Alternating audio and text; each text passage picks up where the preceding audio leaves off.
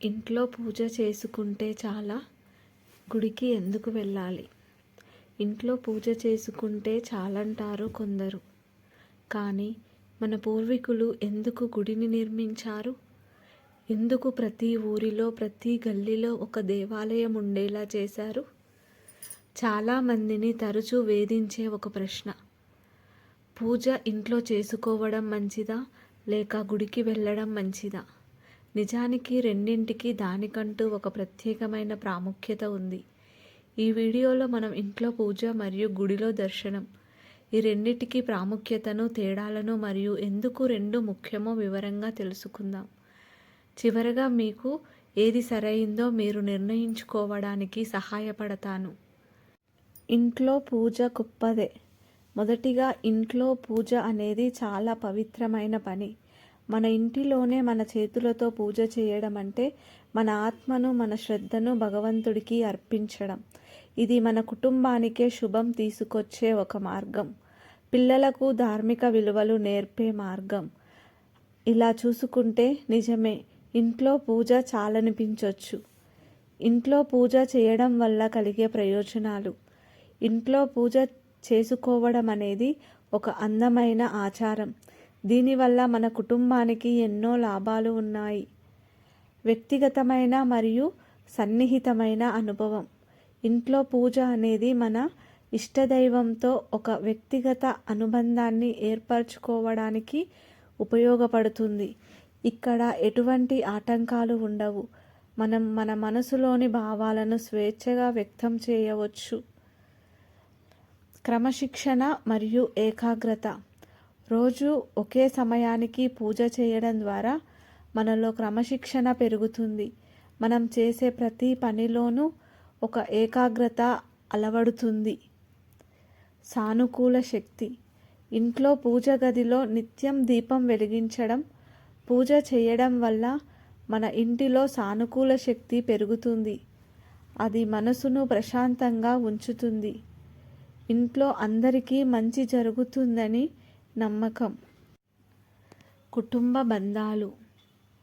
కుటుంబ సభ్యులందరూ కలిసి పూజ చేయడం వల్ల వారి మధ్య బంధం మరింత బలపడుతుంది. పిల్లలకు చిన్నప్పటి నుంచే ఒక సంస్కృతి, ఆచారాలు అలవడతాయి. మరి గుడి ఎందుకు? కానీ ఇప్పుడు మనం చూడాల్సింది, గుడికి వెళ్ళడంలో ఏమైనా ప్రత్యేకత ఉందా? ఒక దేవాలయం అంటే కేవలం ఒక భవనం కాదు, అది ఒక శక్తి కేంద్రం. మన పూర్వీకులు దేవాలయాల్ని నిర్మించినప్పుడు శాస్త్రోక్తంగా వాస్తు మరియు ఆగమశాస్త్రాలను అనుసరించారు. ప్రతి గుడిలో ఉన్న గర్భగుడి, ధ్వజస్తంభం, ప్రదక్షిణ మార్గం ఇవన్నీ ఆధ్యాత్మిక శక్తిని ఆకర్షించేలా ఉండేలా నిర్మించారు. ఉదాహరణకు, మీరు ఎప్పుడైనా తిరుపతికి వెళ్ళారా? అక్కడి ఎనర్జీ, అక్కడి శాంతి ఇంట్లో పూజలో లభిస్తుందా? అది భక్తుల సమూహం వల్లే కాదు, ఆ స్థలం స్వయంగా శక్తినిచ్చేలా ఉంటుంది. గుడికి వెళ్ళడం వల్ల కలిగే ప్రయోజనాలు. గుడికి వెళ్ళడం కేవలం దేవుడిని దర్శించుకోవడానికి మాత్రమే కాదు. దీనికి ఎన్నో కారణాలు ఉన్నాయి. సమూహ శక్తి. గుడిలో ఒకేసారి వందల మంది భక్తులు భగవంతుని నామాన్ని స్మరించడం వల్ల అక్కడ ఒక ప్రత్యేకమైన శక్తి ఉత్పన్నమవుతుంది. ఆ శక్తి మనం చేసే ప్రార్థనలకు మరింత బలాన్నిస్తుంది. సామూహిక శక్తి ప్రభావం. ఇంట్లో పూజ వ్యక్తిగతం, కానీ గుడిలో పూజ సామూహికం. అక్కడ మనల్ని మించి ఇంకో వాతావరణం ఉంటుంది. మనం అక్కడికి వెళ్ళినప్పుడు మనలో ఒక తాపత్రయం తగ్గుతుంది. ఓ శక్తిని అనుభూతి చేస్తాం. ఆధ్యాత్మిక వాతావరణం. గుడిలో ఉండే ఆధ్యాత్మిక వాతావరణం, మంత్రాల శబ్దాలు, గంటల మోతలు మన మనసును అద్భుతమైన శాంతినిస్తాయి. ఇంట్లో దొరకని ఒక ప్రత్యేకమైన అనుభూతిని ఇవి ఇస్తాయి. నియమ నిబంధనలు మరియు పవిత్రత. ఆలయ నిర్మాణం, అక్కడ పాటించే నియమ నిబంధనలు ఒక ప్రత్యేకమైన వైబ్రేషన్ కలిగి ఉంటాయి. గుడి అనేది అత్యంత పవిత్రమైన స్థలం. మనం ఆ గుడిలోనికి అడుగు పెట్టగానే మనలో ఉన్న ప్రతికూల ఆలోచనలు దూరమవుతాయి. సామాజిక మరియు సాంస్కృతిక బంధాలు. గుడి అనేది కేవలం పూజా స్థలం మాత్రమే కాదు, అది ఒక సామాజిక కేంద్రం కూడా. అక్కడ భక్తులందరూ కలుసుకుంటారు, తమ భావాలను పంచుకుంటారు.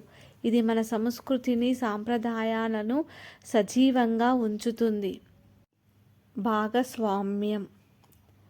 ఇతర భక్తులతో కలిసి పూజ, పండుగల సమయంలో ఉత్సాహం, సంకల్పం తీసుకోవడం. సంకల్ప పూజలు మనసుకు గుర్తు కావాలి. ఒక చిన్న నిజం చెప్పనా? మనకు గుర్తు ఉండాలంటే మనం మానవులం కాబట్టి బయట అంకిత భావాలు అవసరం. అందుకే మాల ధరించడం, దేవుని ఫోటోలు పెట్టడం, గుడికి వెళ్ళడం, ఇవన్నీ మన ఆత్మను నిలబెట్టే సింబల్స్. రెండూ ఎందుకు ముఖ్యం? మనం ఇంతవరకు చర్చించిన దానిని బట్టి ఏది మంచిది అనేది చెప్పడం కష్టం. నిజానికి రెండూ చాలా ముఖ్యమైనవి. ఇంటిలో పూజ అనేది మన దైవంతో ఒక వ్యక్తిగత సంబంధాన్ని పెంచుకోవడానికి తోడ్పడితే, గుడికి వెళ్ళడం మన భక్తిని, మన ధర్మాన్ని సమూహంతో పంచుకోవడానికి సహాయపడుతుంది. గుడికి వెళ్ళడం వల్ల మనకు కలిగే సామూహిక శక్తి, ఆధ్యాత్మిక అనుభూతి ఇంట్లో పూజలో దొరకడం కష్టం. అదే సమయంలో ఇంట్లో చేసే వ్యక్తిగత పూజ, క్రమశిక్షణ గుడిలో లభించదు. అందుకే మనం రోజు ఇంట్లో పూజ చేసుకుంటూ వీలు కుదిరినప్పుడు గుడికి వెళ్ళడం అనేది అత్యుత్తమ మార్గం. ఇది మనకు రెండు రకాల అనుభవాలను అందించి మన ఆధ్యాత్మిక ప్రయాణాన్ని సంపూర్ణం చేస్తుంది. శ్రీమద్ భగవద్గీతలో శ్రీకృష్ణుడు చెప్పినట్టు, భక్తితో అర్పించిన ఏదైనా నేను ఆమోదిస్తాను. కానీ ఆ భక్తిని నిలబెట్టుకోవడానికే గుడుల రూపం. చివరిగా, భక్తి అనేది మన మనసుకు సంబంధించిన విషయం. మనం ఎక్కడ ఉన్నా, ఏ పని చేస్తున్నా మన మనసులో భగవంతుని స్మరణ ఉంటే అదే నిజమైన పూజ. అందుకే ఇంట్లో క్రమం తప్పకుండా పూజ చేసుకోండి. వీలు దొరికినప్పుడు ఆలయాన్ని సందర్శించండి. ఆ భగవంతుని ఆశీస్సులు మీకు, మీ కుటుంబానికి ఎల్లప్పుడూ ఉంటాయి.